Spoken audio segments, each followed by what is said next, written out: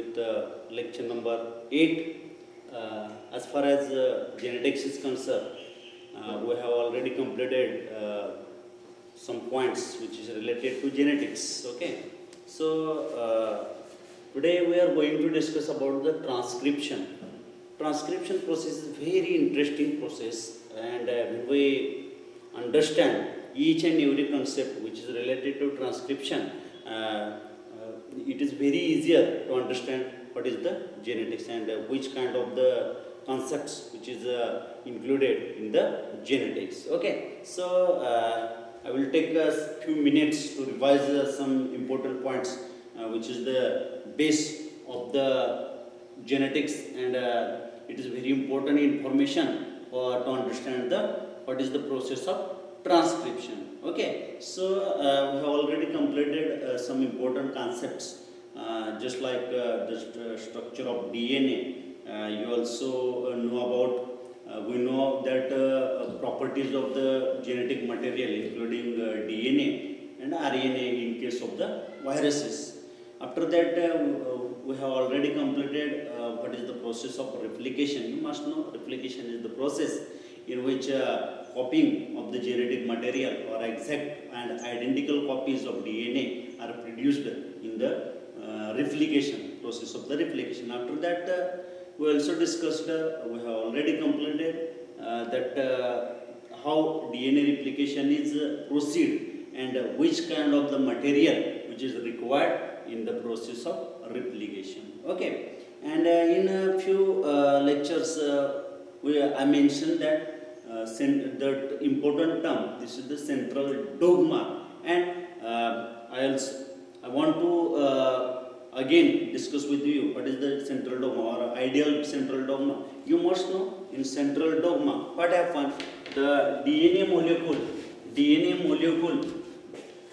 is translated, or DNA molecule is converted into the RNA means what? mRNA in the form of messenger RNA, and messenger RNA is converted into the protein. Means what? In process of protein synthesis, this central dogma plays very important role. So look at here, we have completed first process. This is the DNA replication. Okay, DNA replication आपण बघितलेलं आहे की याच्यामध्ये identical आणि exact copies जे डीएनएचे आहेत ते तयार केले जातात. तुम्हाला माहिती आहे की डीएनए डबल स्टँडर्ड असतं, त्याच्यामध्ये हायड्रोजनचं बॉन्डिंग दोन बेस पेअरच्यामध्ये बॉन्डिंग असतं, हायड्रोजन बॉन्डिंग असतं, त्याच्यानंतर अँटीपोलॅरिटी असते वगैरे वगैरे अशा अनेक प्रॉपर्टीज आपण काय केलेल्या आहेत, डिस्कस केलेल्या आहेत. आता ज्यावेळी DNA is converted into mRNA, आता ह्या सगळ्या ज्या प्रोसेस आहेत प्रोटीन सिंथेसिस वगैरे हे कुठं असतं? इन द सेल, लिव्हिंग सेलमध्ये तुम्हाला हे प्रोसेसेस दिसत असतात. याच्यामध्ये डीएनएचं कन्व्हर्जन ज्यावेळी mRNA होतं, स्पेसिफिकली इनसाइड द न्यूक्लियसच्या आतमध्ये काय केलं जातं, तर या डीएनएचे जे स्टँड आहे या डीएनएचे स्टँडचं कोडिंग mRNA म्हणजे मेसेंजर mRNA मध्ये केलं जातं आणि information in the form of genetic information ते कोड केले जातं आणि मग पुढे प्रोटीन सिंथेसिससाठी ते वापरलं जातं जे सायटोप्लाझम मध्ये कॅरी आउट. मग आता आपल्याला कोणती प्रोसेस अभ्यासायची, तर आपल्याला जी प्रोसेस अभ्यासायची आहे ती आहे transcription. So first question arise here, what is transcription? The transcription is what? The transcription is the similar to replication, but what happen in replication? Replication, in the process of replication, the exact copies of DNA is formed. But what happen in the transcription? What is process of transcription? Transcription is also production of the genetic information, and which is synthesized only one strand. या डीएनएच्या एकाच स्ट्रँडवरील genetic information code करण्याचं काम जे आहे हे काय म्हटलं जातं, याला ट्रान्सक्रिप्शन म्हटलं जातं. म्हणजेच काय, when DNA is converted into mRNA and this process is termed as the transcription. याला काय म्हटलं जातं? ट्रान्सक्रिप्शन या प्रोसेसला म्हटलं जातं. मग पुढे सायटोप्लाझम मध्ये mRNA जाणार आहे, सेलच्या सायटोप्लाझम मध्ये mRNA जाणार आहे, मग त्याचे अमायनो ऍसिड्स कनेक्ट करून पॉलिमरायझेशन करून मग ते प्रोटीन वगैरे तयार होणार. हे आपण जसं जसं पुढे जाईल त्या पद्धतीने आपण त्याची चर्चा करणार आहे. फक्त या लेसन मध्ये in that lesson we have only discussed or we are going to discuss only upon the transcription and transcription unit. So first question is that what is transcription? So listen carefully. What is the definition of transcription? The transcription is the process of genetic information or copying of genetic information from one strand of the DNA into RNA is termed as the transcription. Transcription म्हणजे काय मी पुन्हा repeat करतो, लक्ष द्या. Transcription is the process of copying of genetic information from one strand of DNA into the RNA is termed as the transcription. याला transcription म्हणलं जातं. So some questions are arised here. So why both strands are not copied during the transcription? जसं की मी तुम्हाला सांगितलं की central डोग्माची process आहे की ज्याच्यामध्ये सुरुवातीला रेप्लिकेशन आहे, रेप्लिकेशन नंतर मग डीएनएचं कन्व्हर्जन ज्यावेळी एमआरएनए मध्ये होतं, मेसेंजर आरएनए मध्ये होतं आणि ही सगळी प्रक्रिया जी आहे ही लिव्हिंग सेलच्या न्यूक्लियसच्या आतमध्ये तुम्हाला दिसणार आहे. ठीक आहे, तर त्याला आपण जे म्हणणार आहे रेप्लिकेशन झालं. But one question is arised here. तर तो कोणता क्वेश्चन आहे, तर why both stands are not copying or the both strands are not coding. So answer there are two answers, simple दोन answers याचे आहेत की ज्याच्यामध्ये दिले आहे रेप्लिकेशन मध्ये दोन्ही स्ट्रँड्स कॉपी होतात आणि त्याचे एक्झॅक्ट आणि आयडेंटिकल कॉपीज तयार होतात. पण ट्रान्सक्रिप्शन मध्ये डीएनए चा फक्त आणि फक्त एक स्ट्रँड कॉपी केलं जातं. तर त्याचे पॉसिबल रिझन्स जे आहेत, त्याची जी कारण आहेत ते कोणते आहेत, तर याच्यामध्ये पहिलं कारण बघा, first answer is that if both strands are acts as the template. जसं की तुम्हाला माहित आहे की रेप्लिकेशन मध्ये बघितलं की डीएनएचं स्ट्रक्चर जे आहे ते तुम्हाला माहित आहे डबल स्टँडर्ड असतं. त्याच्यामध्ये अँटीपोलॅरिटी असणार आहे, तुम्हाला हेही माहित आहे. त्याचे एंड जे आहे ते 5 प्राइम आहे, 3 प्राइम आहे. अँटीपोलॅरिटी मध्ये याच्यामध्ये बेस पेअरिंग तुम्हाला इथं अशा पद्धतीचं दिसणार आहे. रेप्लिकेशन मध्ये याच्यामध्ये बोथ साइडला तुम्हाला नवीन स्टँड सिंथेसाइज केली जाणार आहे आणि हा जो पेरेंट स्टँड आहे त्याला टेम्पलेट स्टँड म्हणणार आहे आणि जे सिंथेसाइज केलेलं आहे त्याला न्यू स्टँड किंवा कॉम्प्लिमेंटरी स्टँड आपण असं म्हणतो. हे झालं रिप्लिकेशन मध्ये. But what happen in the transcription process, तर याच्यामध्ये एकच डीएनएचा जो स्टँड आहे तो कॉपी केला जातो, जेनेटिक इन्फॉर्मेशन त्याची कॉपी केला जातो. हा डिफरन्स तुमच्या लक्षात असणं गरजेचं आहे. आणि प्रश्न असा का विचारलाय की ट्रान्सक्रिप्शन मध्ये बोथ जे स्टँड आहे ते कॉपी का होत नाही, तर त्याचं कारण बघा, if both stands are act as a template in that case sequence of amino acids are different. म्हणजे काय, तर याच्यामध्ये याचा जो सिक्वेन्स आहे हे आता एक स्टँड आपण काय केलेलं कॉपी केलेलं, मग त्याचं कॉम्प्लिमेंटरी स्टँड आहे. कॉम्प्लिमेंटरी स्टँड आहे म्हणजे काय आहे, तर एक्झॅक्ट आहे का, नाहीये. एक्झॅक्ट आहे का, नाहीये. तर ते काय आयडेंटिकल आहे का, तर नाहीये. तर ते काय आहे, तर बेस पेअरिंग, कॉम्प्लिमेंटॅरिटी बेस पेअरिंगचे जे रूल्स आहेत, कॉम्प्लिमेंटॅरिटी बेस पेअरचे जे प्रॉपर्टीज आहेत ते फॉलो करून हे स्टँड काय झालेलं असणार आहे, सिंथेसाइज झालेलं असणार आहे. आणि म्हणून ज्यावेळी हे दोन्ही stand if in case of transcription if two strands are coded simultaneously the complementary strand means what the amino acids are different. म्हणजे त्याच्यामध्ये जे तयार होणार आहे ते अमायनो ऍसिड तुम्हाला त्यांचे सिक्वेन्स डिफरंट दिसणार आहे. They code of different protein they make complications. आणि जर का अशा पद्धतीचे जे दोन स्टँड्स आहेत किंवा जे डिफरंट प्रोटीन जर कोड झाले तर त्याच्यामध्ये कॉम्प्लिकेशन्स तुम्हाला त्याच्यामध्ये दिसणार आहेत. आणि याच्यामध्ये जी पुढची प्रोसेस आहे एमआरएनए जे इन्फॉर्मेशन कोड करून प्रोटीनमध्ये त्याचं कन्व्हर्जन करण्याची प्रक्रिया आहे, जे ट्रान्सलेशन आहे, याच्यामध्ये कोणत्याही प्रकारची इन्फॉर्मेशन पुढे ढकलली जाणार नाही किंवा ट्रान्सफर केली जाणार नाही. म्हणजे हे त्याचं रिझन आहे की या ट्रान्सक्रिप्शन प्रोसेसमध्ये फक्त आणि फक्त डीएनएचं एकच स्ट्रँड कोड झालेलं असते.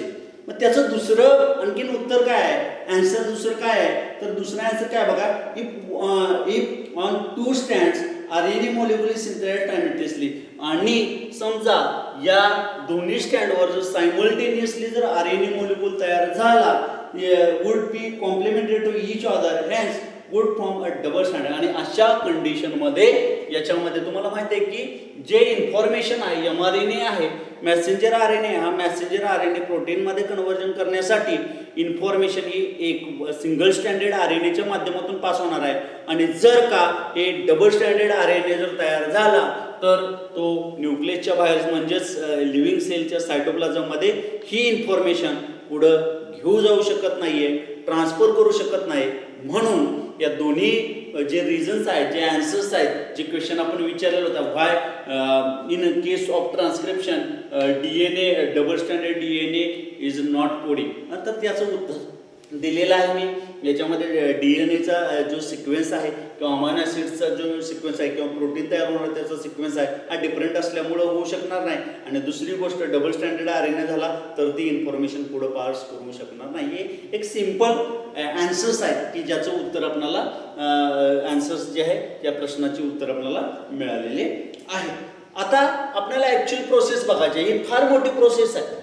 याच्यामध्ये सेंट्रल डॉग्मा काय आहे, DNAचं कन्व्हर्जन mRNA मध्ये होणार आहे, mRNAचं कन्व्हर्जन पुन्हा प्रोटीनमध्ये होणार आहे. आणि मग जे काय आहे ते जीन एक्सप्रेशन्स किंवा प्रोटीन सिंथेसिस आणि त्याचं जे एक्सप्रेशन आहे ते होणार आहे. हे फार मोठी प्रोसेस आहे. याच्यामधील आपण रिप्लिकेशन बोलले, आता आपण फक्त फोकस करतोय ट्रान्सक्रिप्शनवर.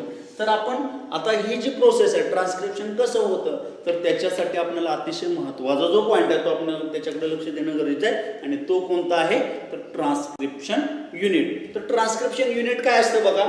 ट्रान्सक्रिप्शन युनिट आपण पहिल्यांदा बघायचं.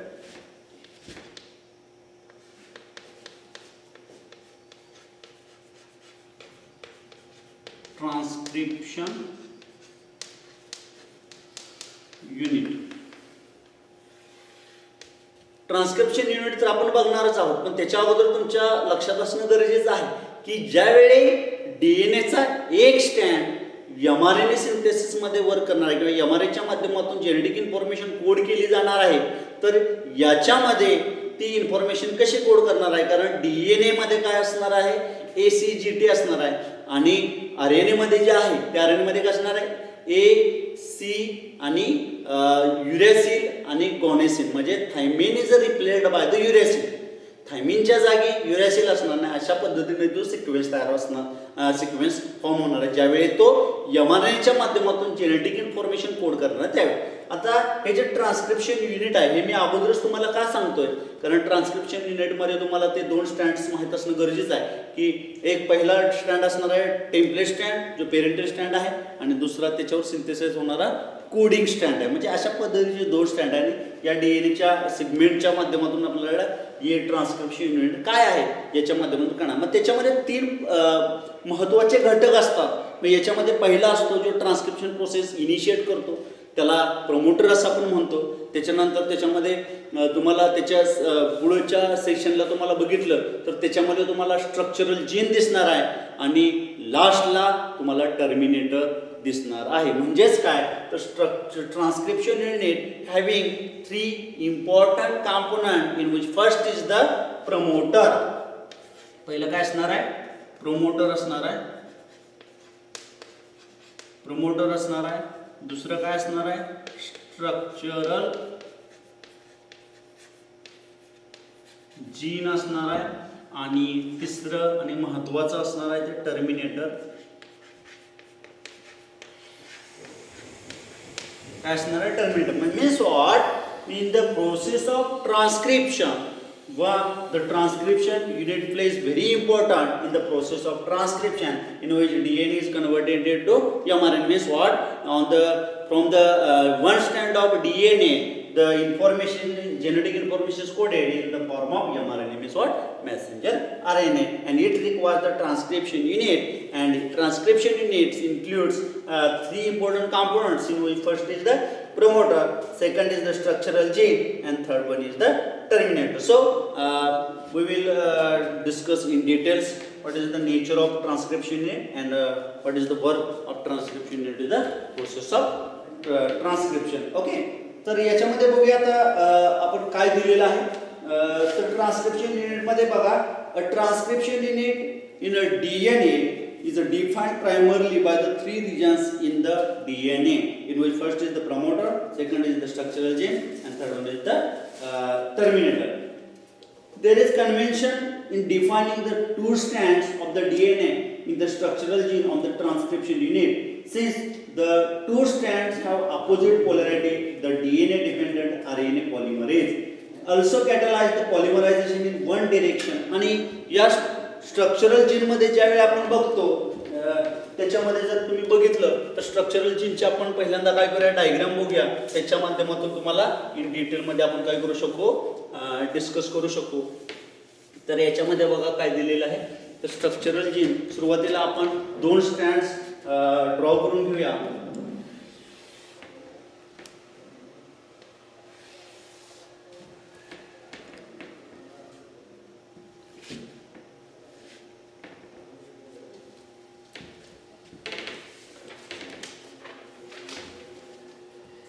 ये 3 प्राइम 5 प्राइम आहे. 5 प्राइम अपोजिट पोलॅरिटी असते तुम्हाला माहिती आहे. 3 प्राइम आहे. याच्यामध्ये सुरुवातीला काय आहे तुम्हाला माहिती आहे, जो ट्रान्सक्रिप्शन प्रोसेस एनहान्स करणार आहे, जे पुढं इनिशिएट करणार आहे, हा जो आहे काय आहे, प्रोमोटर आहे. हा काय आहे, टर्मिनेटर आहे. आणि ही काय आहे, स्ट्रक्चरल जीन आहे.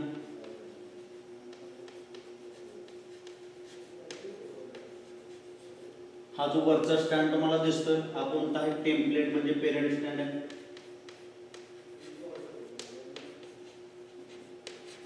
आणि त्याच्यावर जो कोड झालेला आहे त्याला आपण काय म्हणायचं आहे, कोडिंग स्टँड. आणि हा जो आहे हा स्ट्रक्चरल जीन आहे.